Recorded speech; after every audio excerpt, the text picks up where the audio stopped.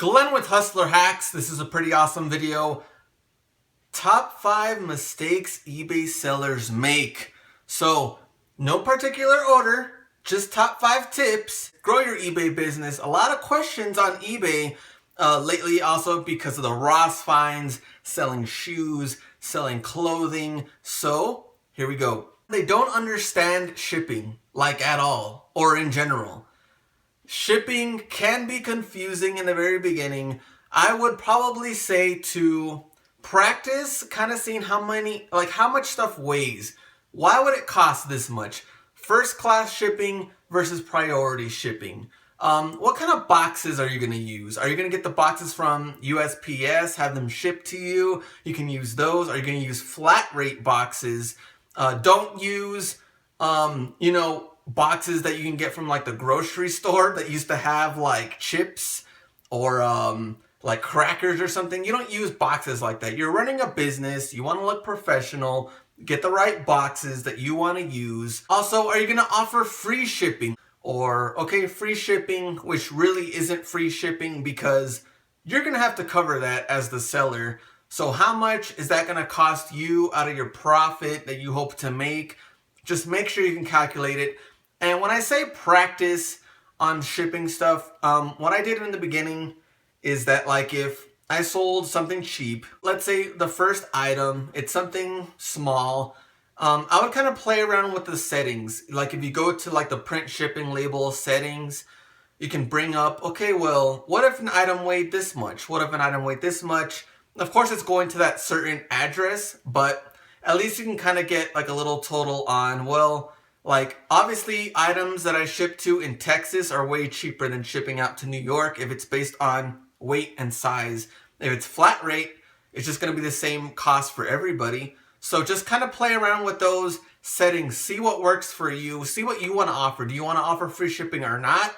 Just make sure you know what you're doing so that you can make the money that you want. Number 2, they don't do the proper research. And just because BuzzFeed or some other website does an article on like, old school toys that sell for big money doesn't mean it's going to sell for that much. You got to do the research yourself. So on eBay, you can type in, I don't know, Pokemon Charizard card or something. And, some people might be selling it for like $200. Doesn't mean it's going to sell for that much. That's just their price. Go to the completed listings. And I always like to see recent first because I want to see what it's currently selling for, not for what it sold 2-3 months ago, 90 days, 60 days. What is it selling at right now? So completed listings and whatever people are offering currently are two totally different things. It does not mean it's going to sell for that amount of money. So do the proper research. You'll be good. Number 3, they don't understand eBay fees. And I like to give myself at least 13% when I calculate the profits. 10% for the eBay fee, 3% for the PayPal fee.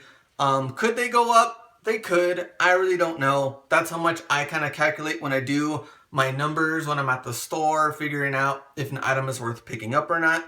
Also keep in mind that if you're going to offer free shipping, put those fees in there too, shipping fee, if you're going to eat up that cost. So a lot of different things come into play when you're calculating the profits, but make sure you're understanding what kind of fees go into that. And, you can save money if you are a top rated seller.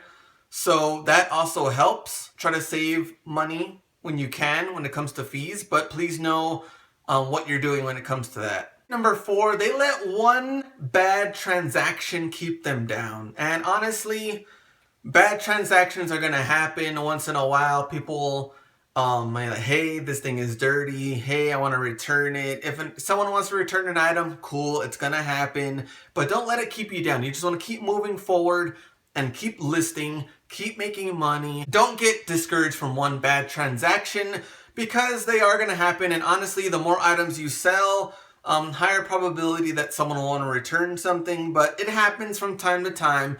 Doesn't happen as often as people think, especially when you have a good description and good pictures. You can explain the item correctly. You'll be good to go. 5, they get lazy with the entire process. eBay is different from Amazon FBA. Amazon FBA can scan an item, label it, and ship it out. But with eBay, especially if you're selling jerseys or t-shirts, clothing items, you're gonna have to measure them, put it in the description. Small like snags or stains or rips, stuff like that, you want to include that. Your pictures should also be good. So people get a little lazy in the entire process, especially if they have a lot of items to list. So it might be like, you know what, forget this, I got a lot of items, I'm just gonna put, used 9 out of 10 condition. There's my description, couple of words. And that's gonna suck because if someone really wants to buy your item, they're gonna probably ask you, send you a message, hey, what are the measurements on here? If you would have just done that to begin with, you don't have to be answering a bunch of messages from people. So have that already good to go in your description, and don't get lazy. You're a business. You don't want to just have also pictures, that are just all lazy, carpet's all dirty, you just woke up, it's dark, you just threw it on the floor, you took a picture of it. This isn't Craigslist, this is eBay. You want to make the money you want, so don't get lazy from the entire process and do the best that you can so you can make the money that you want to make. That is my video, top 5 mistakes that eBay sellers make. If you have a question for me, you want me to answer it on a video, let me know. Email me hustlerhacks1@gmail.com, or you can subscribe to me here on YouTube. You can go to my website, hustlerhacks.com, or ask me any questions. Follow me at hustlerhacks on Instagram.